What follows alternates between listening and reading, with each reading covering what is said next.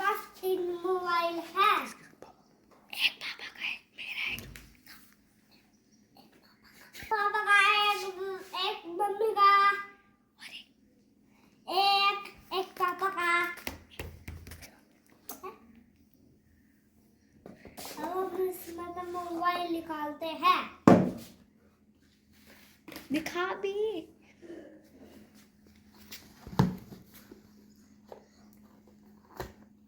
अब चार्ज